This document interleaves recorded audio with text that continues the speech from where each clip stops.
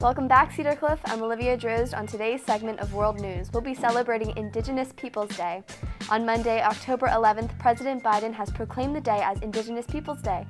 This special day of honor and remembrance recognizes the indigenous communities that have lived before us.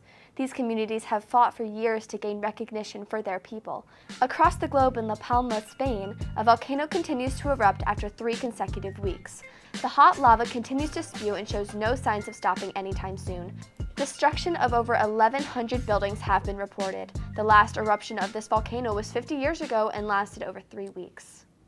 Hi, my name is Wyatt Rhodes with This Week in U.S. News. The Democratic Party continues their push to raise the debt ceiling and are preparing to vote on a $1 trillion infrastructure bill. They've already pushed this vote back due to disagreements within the party. COVID-19 is still making its rounds in the U.S., but cases are overall in the U.S. seem to be falling. In other news, Josh Shapiro has entered Pennsylvania's gubernatorial race. He's the current Attorney General for the state of Pennsylvania. One of the country's biggest true crime cases is starting to unravel this week, the disappearance of Gabby Petito. Gabby was reported missing on September 11th, 2021, while on a cross-country trip with her husband, Brian. Her body was discovered on September 19th in Bridger-Teton National Forest. The cause of death was as determined this week to be strangulation. Her husband, Brian Laundrie, is a suspect in this case. For more information, read the article on the screen. Hi, my name is India, here with your local news. In the early months of 2021, Cumberland County Commissioners were granted a large sum of money from the American Rescue Plan Act, or the ARPA. On Wednesday, September 29th, the county's first subsidy of $2.5 million was approved for 3 local colleges and universities that needed help due to COVID-19 tragedies. Applications were sent out to 5 different local colleges, yet only 3 of the 5 sent back those applications in time. Messiah University, Shippensburg University, and Central Penn College were granted portions of the subsidy. Once granted, commissioners used certain criteria like underserved student population numbers, COVID-19 mitigation efforts, and other COVID-19 pandemic funds to determine how much money each institution would receive. $500,000 was given to Shippensburg University to help with COVID testing costs. $600,000 was given to Messiah University for COVID medical equipment and vaccines, and Central Penn College was granted $1.4 million to help with training improvements. With the help of these grants soon to be put in place, the county is hoping to see a lowered number of underserved students, less of a shortage of COVID-19 related equipment, and a higher number of vaccinated college students.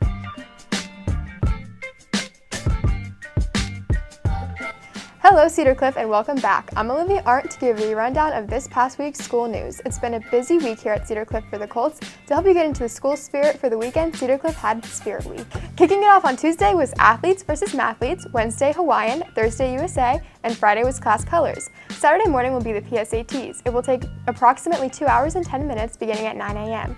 Later on Saturday night is the homecoming dance. The freshman and sophomore class will have their dance from 5 to 7, and juniors and senior class will have theirs 7:30 to 9:30. Have fun and go Colts. I'm Juliana Alvelo Davies, and this is your science briefing. The biotherapeutics company Merck has recently developed a new drug named molnupiravir that can treat COVID-19 in patients recently infected with the virus. It works by interfering with the virus's ability to replicate in human cells by forcing the enzyme that copies the virus's genetic material to make so many mistakes that the virus is unable to reproduce at all. This reduces the amount of virus in infected patients, as well as shortening infection times and preventing serious illness or death. This comes as breakthrough cases of COVID, or cases that occur in fully vaccinated people, have sharply inclined in Pennsylvania within the last month. This has contributed to an increasing rate of cases in PA, as 45 other states see decreased infection rates.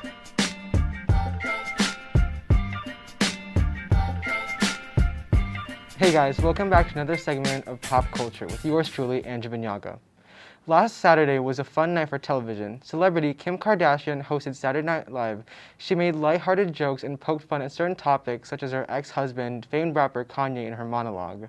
Over in film, young actor Timothée Chalamet has 2 movies coming to theaters this month, Dune and The French Dispatch, coming out October 22nd.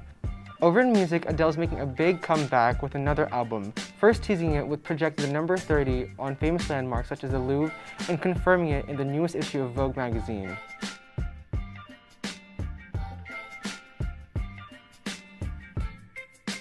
Welcome back. It's Aiden Lacey with This Week in Fashion. Calling all fashion fans. Have you been waiting for a fashion club to finally come to Cedar Cliff? Well, the wait is over. Idyllic, a student-led fashion club, is now looking for new students who wish to hone their skills of fashion design, photography, or expand their creative side. If you're like me and obsessed with anything clothing related or simply wish to learn more about what the fashion world has to offer, Idyllic is the place for you. I spoke with Gloria Adeyemi, founder of Idyllic, to learn more about what her club is all about. Like many other students at Cedar Cliff, Gloria noticed the lack of fashion-related courses and clubs offered at Cedar Cliff. By creating this club, Gloria hopes to give individuals interested in an opportunity to come together, share ideas, and make projects that will reflect their talent and passion for fashion. Those interested should find Gloria Adeyemi or contact her at adeyemiglowm@wssd.bz with questions and how to join.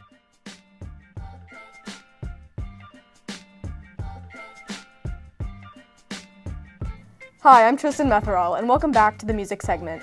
Big things are starting up here in the music department. Auditions for the spring musical Phantom of the Opera were held on Tuesday, and callbacks were held on Thursday. If you didn't make it to auditions and are still interested in helping out, you can be a part of our stage crew or tech team.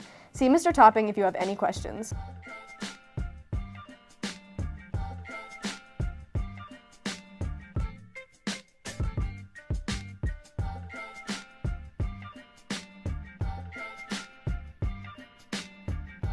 Hello, Cedar Cliff, and welcome to our school sports segment. This past week was a tough one for Cedar Cliff sports teams. The varsity football team took on Bishop McDevitt on Friday and got shut out 56-0. They'll play Palmyra next week in our annual homecoming game.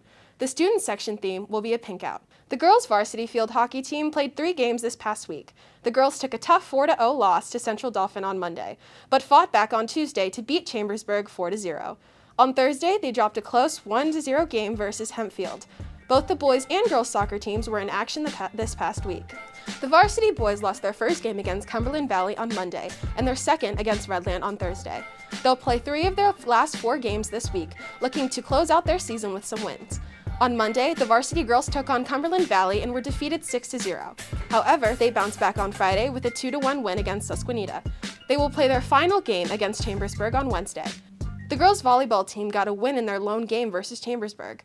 They played a great game and ended with a score of 3-1. And lastly, the girls' tennis team closed out their season on Monday with 2 losses to Chambersburg and State College. Thank you for tuning in, and as always, roll Colts! Hi, my name is Olivia DROZD. And my name is WYATT RHODES. And thank you for watching the first episode of the Cedar Cliff Post. Stay swaggy, Cedar Cliff.